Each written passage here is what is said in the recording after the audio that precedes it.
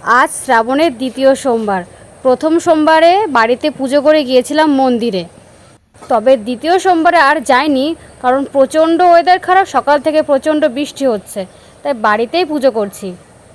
সকালে বরকে বলেছি একটু মিষ্টি আনতে, আর এনেছি এই মিষ্টি। আমি জানি না কী এনেছি, বললাম কী এনেছি, বললো খেজুর মিষ্টি এনেছি। তাই একটু সুন্দর করে একটু ভোগের তলা সাজিয়ে দিচ্ছি। আর আজকে অনেক নীলকণ্ঠ ফুল পেয়েছি। এখন তো নীলকণ্ঠ ফুলের সময় না, দু একটা ফোটে, তবে আজকে অনেকটাই ফুটেছে, দেখে মনটা খুব খুশি হয়ে গেল। এখন ভোগের তলা সাজিয়ে ভগবানকে দেব। সকালেই পুজোটা সেরে ফেলি, তবে আজকে একটু লেট হয়েছে দুধের জন্য।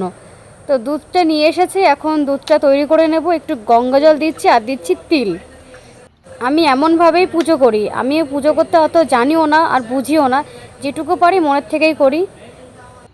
দুধটা এখন শিবের মাথায় ঢালা যাবে, তার আগে একটু চন্দনটা বেটে নিই। আমি প্রত্যেক দিনই শিবলিঙ্গে চন্দনে ফোঁটা দিই, যেমনটা পুজো করতে পারি তেমনটাই করি। আর এই পাত্রে দিয়ে শিবলিঙ্গে জল ঢালা যাবে না, তামার পাত্রে দুধটা ঢেলে নিচ্ছি। আর এটা হচ্ছে আমার বাড়ির শিবলিঙ্গ।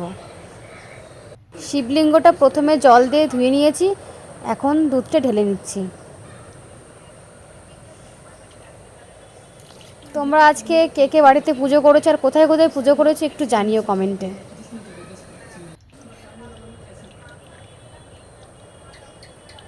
প্রথম সোমবারে পুজো করার পরে ভেবেছি দ্বিতীয় সোমবারে পুজো করতে যাব, কিন্তু হয়ে ওঠেনি আজকে। এখন চন্দনে ফোঁটাটা দিয়ে নিই। আমি প্রত্যেক দিনই শিবলিঙ্গে চন্দনে ফোঁটা দিই। আর অনেকে অভিষেক করে দুধ ঘি মধু দিয়ে, তবে সেটা আমি পারি না বলে দিইনি। আর এখানে বেলপাতায় চন্দন মাখিয়ে দিলাম আর একটা নীলকণ্ঠ ফুল দিয়েছি। আর দেখো কত সুন্দর করে আজকে সাজিয়েছি, কারণ অনেকই ফুল ছিল, দেখে নিজেরই ভালো লাগছে। এখন প্রসাদগুলো দিয়ে দিই। প্রসাদগুলো অন্যভাবে দিতে গেছিলাম, তবে মনে পড়েছে শ্রাবণের প্রথম সোমবারে মন্দিরে পুজো করতে গিয়েছি, ঠাকুরমশাই এমন সুন্দর করে ভোগের থালা সাজিয়ে দিয়েছিল। তবে আমার কাছে অত কিছু নেই, এই মিষ্টি আর কলা দিয়ে দিয়েছি। আর আমার সব কিছু গোছানো হয়ে গেছে, এখন পুজোটা দিয়ে দেবো। আমাকে একজন কমেন্ট করে বলেছিল লক্ষ্মীর ঘটে সাদা ফুল দেবে না। আমি সাদা ফুল দিই না, ওই দেখো আমি জবা ফুলই দিই, মানে লাল জবা ফুল দিই, তবে সেদিন ছিল না বলে ওই ফুলে দিয়েছি। আর এখন আমার পুজোটা হয়ে যাচ্ছে। তো ভিডিওটি কেমন লাগলো জানিও, আর কে কে বাড়িতে পুজো করলো সেটাও জানিও।